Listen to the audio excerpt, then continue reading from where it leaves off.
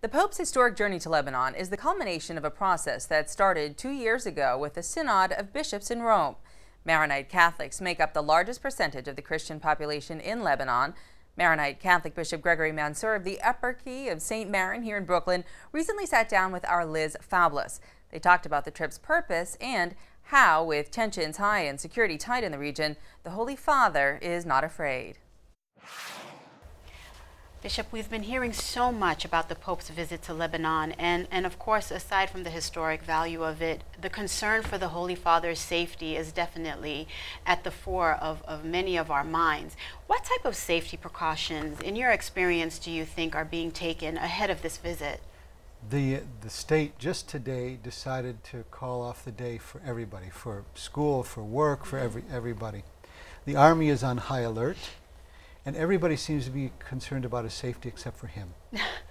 He doesn't seem in any of the interviews. He has not budged, especially what's going on, unfortunately, in Syria between the government forces and the rebel forces and the Christians being caught in between, and some of the skirmishes coming over the border in Lebanon.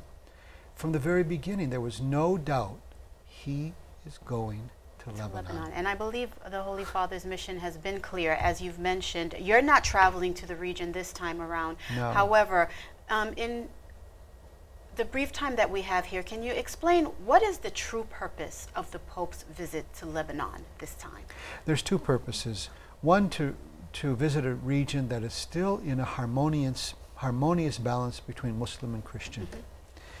And the second reason is to sign and give the apostolic exhortation that took place 2 years ago with the synod in Rome, gathering all the Middle Eastern bishops, all the Catholic bishops, as well as representatives from Orthodox and Evangelical Christianity, as well as Shiite, Sunni, Druze, the Muslim sects, and Jewish representatives of the region.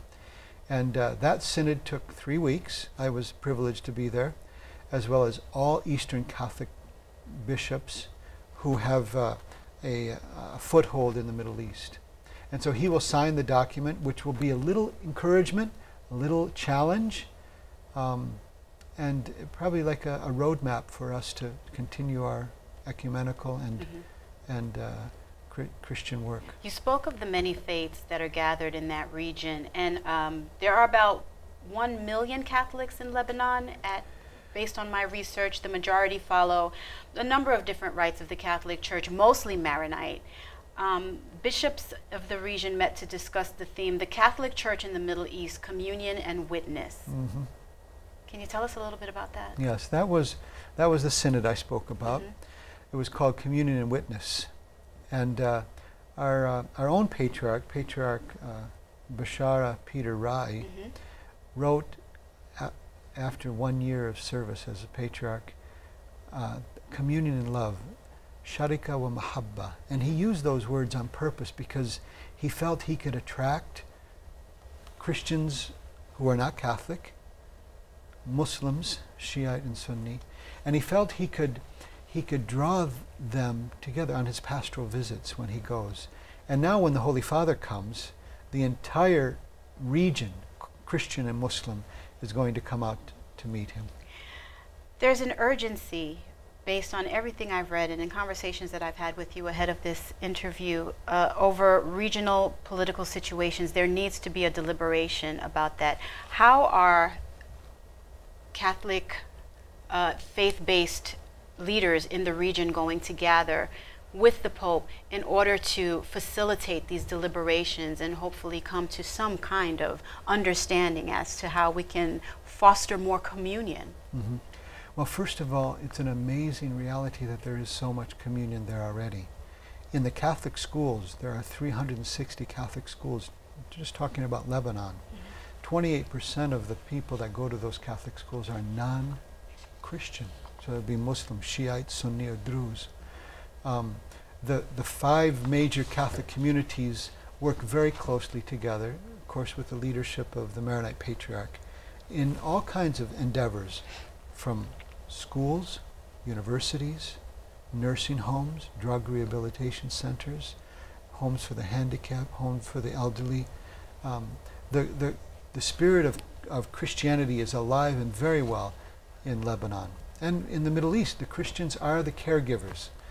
They're the ones who have lived this communion and have lived this witness and still do. You've also expressed concern, though, that there is a considerable exodus of Christians from the region, Yes. and a sort of disconnect with the universal church. Are those also issues that are going to be addressed? It's a very short visit for the Pope next week, so it's going to be difficult for him to cover so many challenges in that short time. I'm so eager to his words, and everybody will listen to very carefully, because the Holy Father has a way, even when he comes in very difficult situations, as he did when he visited the Holy Land.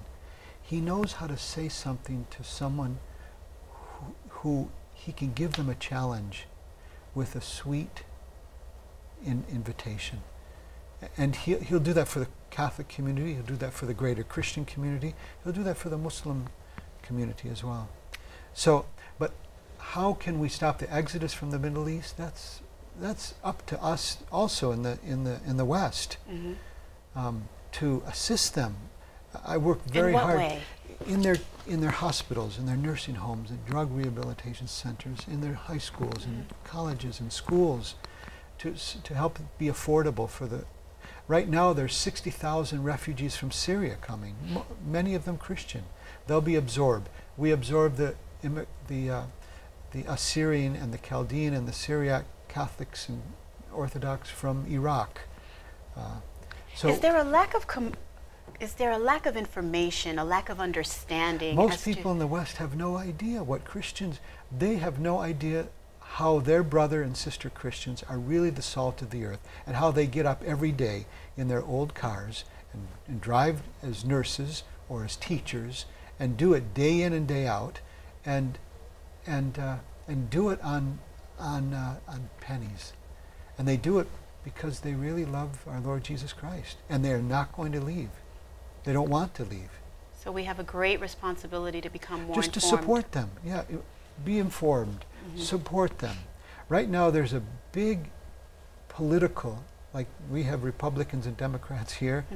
In the Middle East, there's a big split between what approach to take.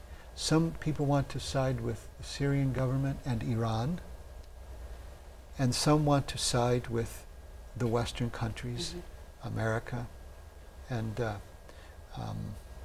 Saudi Arabia. And so that's dividing the people, naturally the people of Lebanon. Right. They call the two groups the March 14th and the March 8th group, like our Democrats and Republicans. Yes. However, what's most amazing is that something is still very, very beautiful in this fragile democracy that is Lebanon, where Christians and Muslims live on equal footing. Bishop, let's leave it on that very encouraging note, knowing full well that there is so much more that we need to know and we need to do in the region. But thank you so much for joining us. I really appreciate it.